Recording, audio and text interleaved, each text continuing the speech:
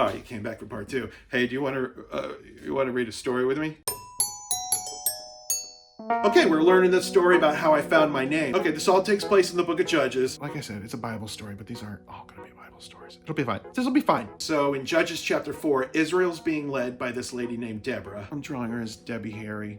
That's for me. That's just something for me. Don't worry about it. And her general is named Barak. And it's supposed to be pronounced Barak, but my parents didn't know that. So we're calling him Barak. Barak. Ah, it just feels good to hear. What a fun word. Barak. And they're about to go to war with this guy named Sisera, who's got 900 iron chariots, which are the Terminators of the old-timey days. Okay, so the battle's about to commence. Let's see what happens. The battle. Okay, at Barak's advance, the Lord routed Sisera and all his chariots and army by the sword, and Sisera got down from his chariot and fled on foot. Oh, I love that. That's a classic bad guy move. He's just on, like, the good chariot. Guys, I'm gonna stop and pee. Yikes.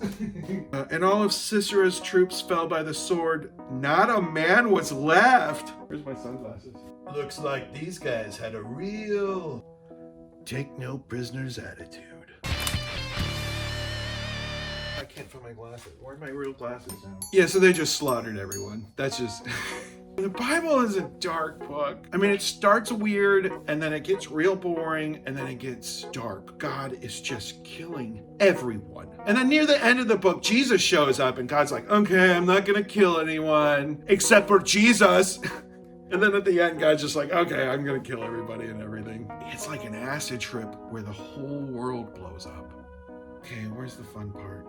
Sisera, meanwhile, fled on foot to the tent of Jael, the wife of Heber the Kenite. Heber the Kenite. That sounds like a Muppet. I'm going to draw him as a Muppet. I'm going to make Jael look like a Muppet too. So the Kenites were this tribe that were friends with the Israelites in the past, but now they're kind of cozy with the new evil king. And some of them lived in this tent nearby. So Sisera is escaping from the battle, and he's tired, and he sees this tent, and they go, ah, the Kenites, they're my people. They're going to put me up for the night. But nobody was there except for this lady named Jael. So Jael went out to meet Sisera and said to him, come, my lord, come right in. Don't be afraid. Oh, those 6 words that are never creepy.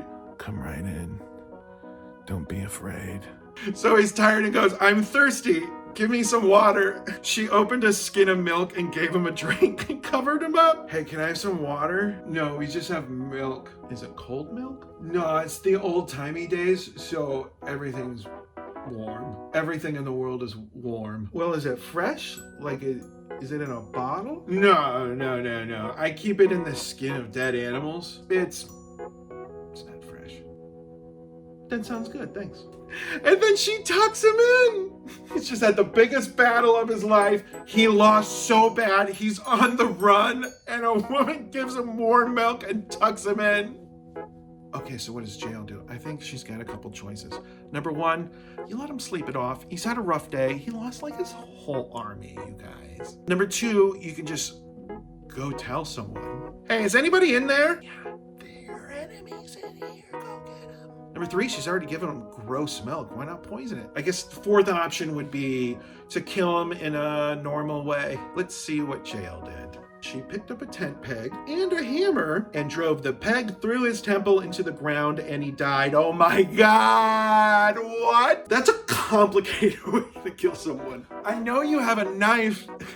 That's how you make a tent stake. How hard does she have to hit it to get through like temple and brain and bone and then the ground? Oh my God, what a mess. Okay, let's give her the benefit of the doubt. Maybe she needed to do it. Who knows when help was gonna come. Just then Barak came by. Oh my God. That means if she waited like 2 more minutes, she wouldn't have had to kill him. It's almost like she wanted to do this, like she was waiting to do this. She just sit in her tent thinking, I want to put a tent stake through someone's head. But when do you find the opportunity? Knock, knock.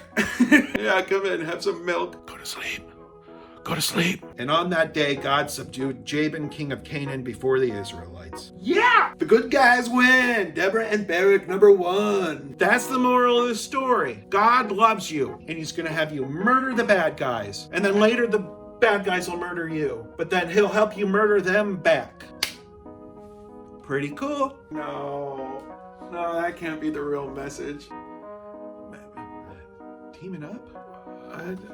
Kill all your prisoners?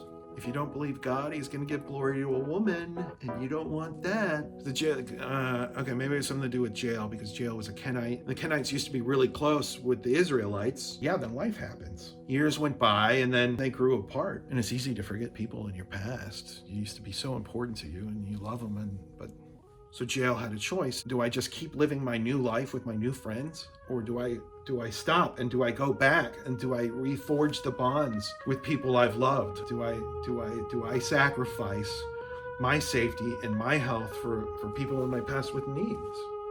Maybe that's the takeaway that we're supposed to learn. Yeah, that sounds good.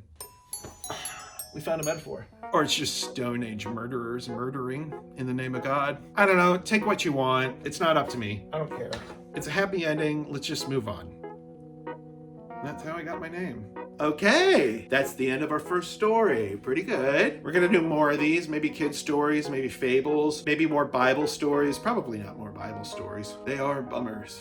But come back and we'll read more stories together. Okay, bye. How do I end? Do I just leave?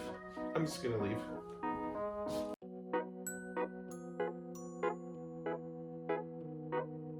Hey, if you like this video, like and subscribe. And if you don't like it, just shut the up. I don't know if I'm cussing it.